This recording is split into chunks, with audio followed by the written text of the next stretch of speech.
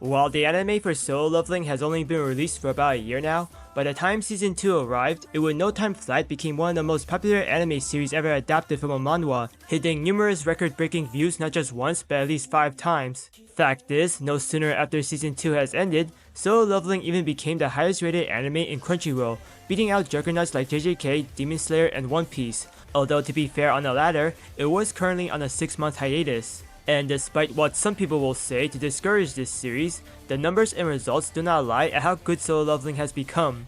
Still, how did this series gain new levels of peak cinema? Well, I believe it can be explained by breaking the reason down to 4 categories. This is Animenko 9000, a channel where we talk about contents related to anime, manga, and other types of media. And within this video, I'll be going over 4 categories as to how Solo Leveling became such a big hit. And as usual, if you want to hear more of the contents I mentioned earlier, just subscribe to my channel and leave a comment down below by the end of this video. So, first on the category, let's talk about the quality of the story.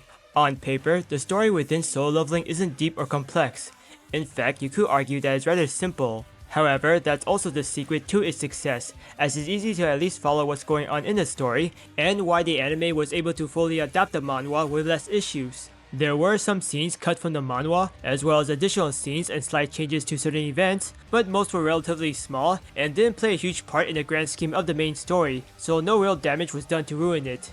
I mean, there was that one scene where the anime should have shown Goto Ryuji being scared after his spar with Sung Jin-woo, but again the overall story remained intact. Also, some of the changes in the anime do make it better than what was originally shown in the manhwa, like that one scene where Sung Jin-woo let Yo Jin-ho stay in his apartment for the night rather than abandoning him, showing how they do share a brotherly bond. The pacing of the story, although admittedly not perfect, is far better than most manhwa adapted anime that we got. Take the first season of Tower of God and The God of High School as examples. Despite both series being based on well-known manhwas, they all kind of fell short due to how both were somewhat rushed and a lot of content within the story was being cut, especially when nearly to over 100 chapters were being fit for a 13 episode length season. But this one is just my opinion. Additionally, Solo Leveling is not without its suspense and intense situations, such as how the Ant King showed up and completely destroyed the S-rank hunters who invaded Jeju Island. Then there are the cliffhangers, and regardless of how you might feel about them, they did do a great job at building tension and anticipation. Yes, almost all of them were diabolical, as some fans would put it, but it is how the anime get a lot of fans' attention, making them want to come back and see what happens in the next episode. Overall, even if the story is not for everyone, the way it was told is still good and entertaining. Best part is, the real story hasn't even started yet. I won't spoil anything past the events in Season 2, but all I can say is that none of you are ready for what's to come in Season 3. In our second category, this is one I'm glad the anime did to make the series better, even if just slightly, and that's giving some of the side characters more screen time. And if you read the manhwa as well, I think some of you can agree with me considering how most of the interesting side characters are usually pushed to the side or often wasted. Of course, given the title of the series and how the main character is the only one who can actually grow stronger, it would be difficult to make any of the characters still relevant as the story continues. But still, it's great how the anime is at least trying to fix that issue. And while the anime has only adapted the series halfway, the anime version did well in adding a bit more depth into the characters. Specifically showing more background of their lives as hunters, how their jobs do affect them in a way as well as giving them some form of motivation from it, and just basically doing further justice to their overall character trait. Case in point, during the moment where Sung Jin-woo was trying to save Chai Hai-in, a scene was added where the MC heard a voice coming from the now deceased Min Byung-gil, asking the former to use his powers to heal the female hunter. This was a nice touch, as it further highlights just how supportive and compassionate Min Byung-gil was, both as a healer and as a person.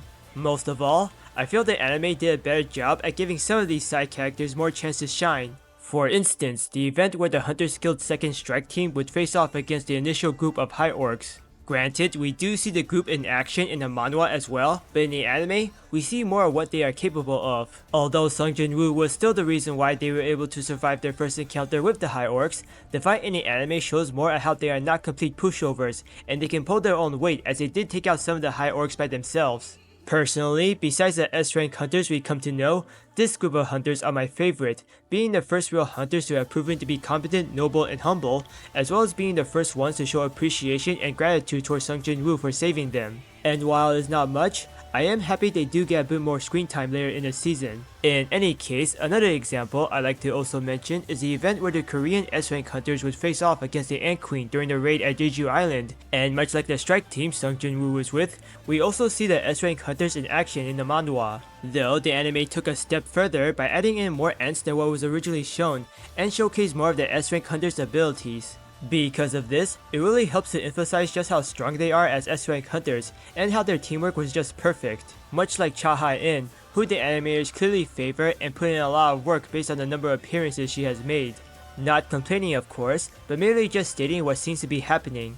Moving to the third category, the biggest factor I think we can all agree for the series' success is a high quality fight animation. I mean, this one is pretty much obvious since the fights are what the series itself is well known for. Granted, the designs in the anime may not be as detailed compared to the manhwa, but we can't deny how much effort and care was being put in by the animators. And while the fights in Season 1 were not too crazy to write home about, except say the Icarus fight, Season 2 is where the fights feel different as the animation was taken to the next level. The fights were fluid and stunning to behold, and despite how some people have issues like the usage of flashing lights during some fights, the anime was able to convey just how fast and crazy the fights were getting. Plus, you can't tell me you don't enjoy watching Sung Jin-woo and his Shadow Army in action, especially how their fight against every boss level monster they come across helped make the episode reach its peak. Just look at the number of records they broke in Season 2, such as Jinwoo vs Karl Galgon in Episode 6, which broke his own record by being the fastest at reaching 100k likes under 7 hours and 13 minutes. Then there's the fight against Demon King Baron in Episode 8, reaching over 485k votes and surpassing Jujutsu Kaisen. Finally, for Jinwoo vs the Ant King in Episode 12, by itself, it broke the series' own record numerous times by reaching over 327k likes within less than 24 hours. I mean, if you ask me, that's pretty amazing how each fight was able to hit it off, especially when they led many anime servers to crash out multiple times. I also think it helped that the anime made the fights less boring than the manhwa by allowing Jinwoo to struggle a bit in them, showing how even though he has become OP, there are still fights that are tough even for him. So yeah, it's safe to say that the fight animation in Solo Leveling Season 2 has made the series to become a juggernaut in its own right. At last, we now made it to the fourth category, and like the third one, I believe another big factor for the series' rise in popularity is due to this one single character. And if it wasn't obvious enough, the character I'm referring to is none other than the main character himself, Sung Jin-woo. After all, with his drip design and frankly being one of the coolest main characters to be created in anime and manhwa, Sung Jin-woo not only gives off the appearance of a badass, he pretty much is one, always entering a fight full of confidence and hyping the audience up with his constant gain of aura farming. I realize this sounds like I'm glazing at the character, however there are other good reasons to why Sung Jin-woo is loved by fans. One of which is how he fits within the description of overpowered characters done right. And what that means is that not only is the character so strong that he is practically unbeatable, but they are also complex, compelling, and relatable in some way.